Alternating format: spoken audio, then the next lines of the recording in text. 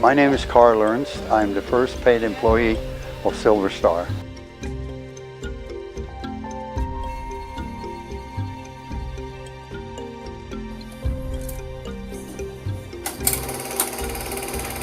That A-frame that you see in the picture was the first SilverStar chalet.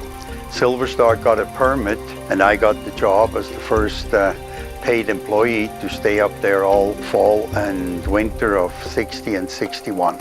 Upstairs was a little concession, hamburgers and little goodies, and downstairs was like a lunchroom and my own room down there. It was the only building at the mountain at that time.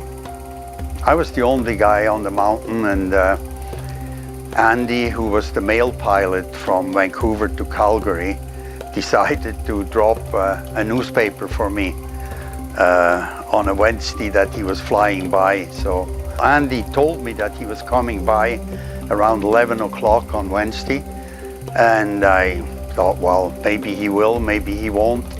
But all of a sudden, there he was, came in like a Stuka bomber out of the sky, very low to the lodge, and I just missed by about 20 feet with his delivery. I just happened to know from one of the local fellows that SilverStar is within a snow belt of about 10 kilometers wide that runs from Armstrong all the way through Lumbee into the Monachees. This is why SilverStar always had snow when other ski areas were short or had to start snowmaking. Yeah, when I think back of the old days, some of these crashes that we saw on the hill were much more spectacular than now, because there was absolutely no grooming. Usually by noon on Saturday, the hill was all moguls. And fortunately, most of the time, we got new snow during the week. And then next weekend was fine again. But the grooming today, there's just no comparison to what it used to be like. The whole atmosphere was very relaxed on the mountain. It was like a big ski family. And quite often we decided to just shut down for lunch, and everybody went to the sun deck and had their lunch, and 1 o'clock we started up again. Well, the person that's going up on the T-bar here on the high T is Bill Attridge and his son. That whole area is called Attridge, and which is named after him. Well, this group of directors started SilverStar Mountain in 1958, which was an offspring of the ski club that they had at Lavington Mountain. So in 1958, they got the permit to start developing a ski resort on SilverStar Mountain. It was in the park still at that time, and provincial parks regulations, which only allowed daytime operation.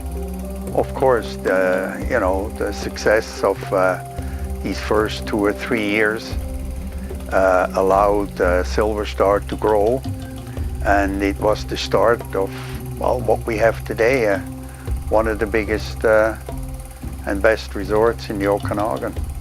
The second A-frame, I believe it was added in 1965. In 1968, the yellow chair was constructed, and it was built on the most easterly part of the hill without helicopters or anything. It was just built with most of the local help that we had from town. And it opened up a whole new area for skiing. It was located exactly where the terrain park is now, and it went all the way to the top of the mountain. And it was the first big lift in the Okanagan, 1968. In 1970, the green chair was the second chairlift on the mountain. And well, I represented the manufacturer, so I was the first person to ride it officially. I'm definitely looking forward to having the last ride on that chair. Then 1970, the first ride was very successful, so it's had 48 years of good operation. It's had a good life, yeah.